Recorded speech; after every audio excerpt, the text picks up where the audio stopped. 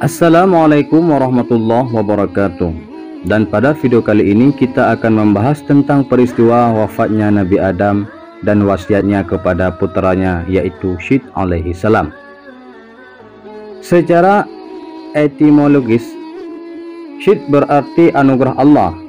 Pasangan Adam dan Hawa menamakannya dengan Syed karena mereka berdua mendapatkan anugerah putra itu setelah terbunuhnya Habil oleh Qabil. Abu Dzar berkata dalam hadis yang diriwayatkan dari Rasulullah Shallallahu Alaihi Wasallam, sesungguhnya Allah menurunkan 104 suhuf lembaran dan sebanyak 50 suhuf diturunkan kepada Syed. Muhammad bin Ishaq berkata, ketika Nabi Adam alaihi salam hendak wafat, ia berwasiat kepada putranya Syed dan mengajarkan kepadanya waktu malam dan siang, serta mengajarinya ibadah pada sewaktu-waktu tersebut, serta memberitahukan kepadanya akan terjadinya taufan setelah itu. Muhammad bin Ishaq juga mengatakan, ada yang mengatakan bahwa sebuah dasar Bani Adam sekarang ini berakhir pada Syed, sedangkan anak-anak Nabi Adam yang lain telah terpuntung sadatnya. Nabi Adam alaihi salam meninggalkan dunia pada hari Jumat. Malaikat mendatanginya dengan membawa balsan dan kain kafan dari sisi Allah Subhanahu wa Ta'ala dari surga. Anak-anaknya pun bertakziah dan Adam sempat berwasiat kepada Syed alaihi salam.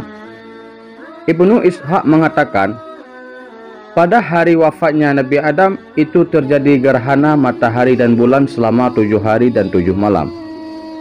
Abdullah bin Imam Ahmad berkata, Hadbah bin Khalid memberitahu kami, Hamad bin Salamah memberitahu kami, dari Hamid, dari Hasan, dari Yahya ibnu Dumrah al-Sa'di, ia berkata, aku pernah melihat seorang syekh di Madinah berbicara.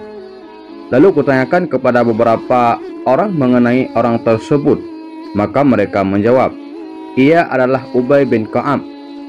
Syekh Ubay bin Ka'ab itu berkata, sesungguhnya ketika menjelang wafat Nabi Adam berkata kepada anak-anaknya, hai anak-anakku, aku ingin buah-buahan dari surga. Kata Ka'ab selanjutnya, maka mereka pergi mencari buah-buahan itu untuk sang ayah. Kemudian mereka ditemui dengan para malaikat yang membawa balsam dan kain kafan, sementara anak-anak Adam tersebut membawa kapak, parang, dan golok. Para malaikat itu berkata, hai anak-anak Adam, apa yang kalian inginkan dan yang kalian cari? Mereka menjawab, bapak kami sedang sakit dan beliau ingin buah-buahan dari surga. Malaikat berkata, pulanglah kembali kalian, sesungguhnya bapak kalian telah mendapatkannya. Lalu para malaikat itu pun datang. Ketika Hawa melihat mereka, ia mengetahui bahwa mereka adalah para malaikat. Maka Hawa berlindung kepada Nabi Adam. Adam berkata, menjauhlah dariku, sesungguhnya aku datang sebelum kamu karena itu. Menjauhlah dari hadapanku dan malaikat Tuhanku Azza wa Jalla. Kemudian malaikat itu mencabut nyawanya, lalu mendidikkan, mengkafani dan mengolesinya dengan wangi-wangian. Setelah itu mereka menggali liang lahat untuknya dan mereka mengajarkan sholat jenazah untuknya. Setelah itu mereka memakamkannya ke dalam liang lahat yang telah dipersiapkan. Lalu mereka mengatakan, hai anak-anak Adam, demikian inilah aturan untuk kalian. Ibnu Asakir juga meriwayatkan melalui jalan Syaiban bin Farrukh dari Muhammad bin Ziyad dari Maimun bin Mihran dari Ibnu Abbas bahwa Rasulullah SAW bersabda, para malaikat bertakbir 4 kali dalam salat jenazah untuk Adam.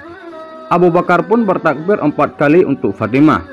Umar bertakbir 4 kali untuk Abu Bakar, serta Suhaib bertakbir 4 kali dalam salat jenazahnya untuk Umar. Ibnu Asakir berkata, perawi yang lainnya juga meriwayatkan dari Maimun, di mana ia mengatakan berasal dari Ibnu Umar.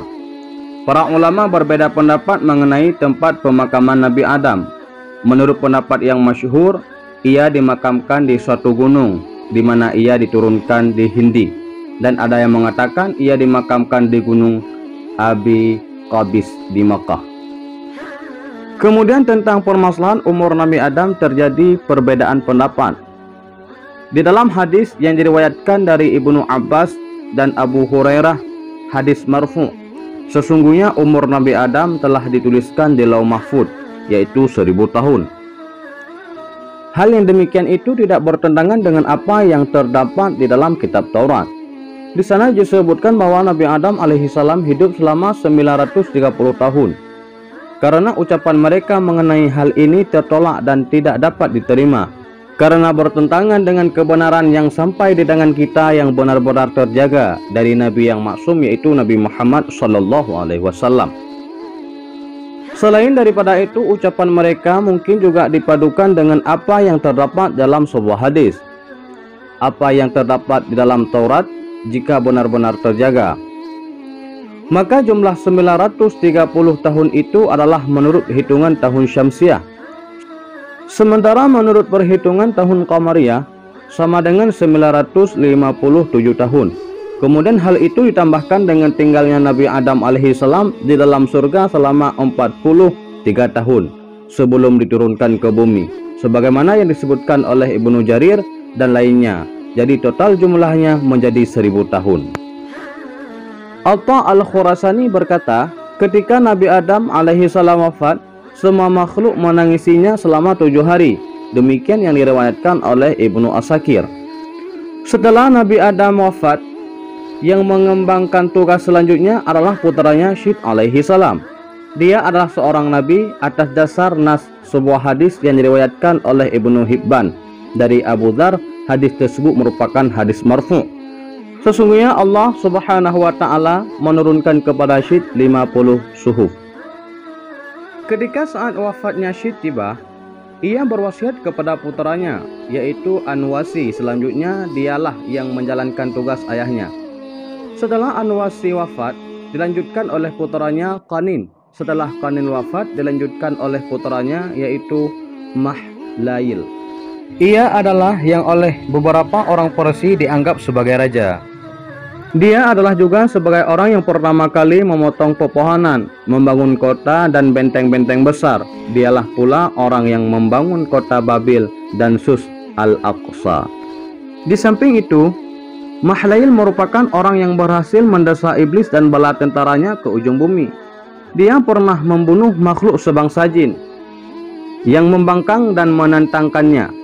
Dia mempunyai mahkota yang agung dan yang pernah berpidato di hadapan manusia. Dia mengembang kekuasaan negaranya selama 40 tahun. Setelah Mahlail wafat dunia, kekuasaannya dilanjutkan oleh putranya, yaitu Yarad. Dan setelah Yarad wafat, ia berwasiat kepada putranya, yaitu Khunuk. Dialah orang yang kemudian terkenal dengan Idris alaihissalam.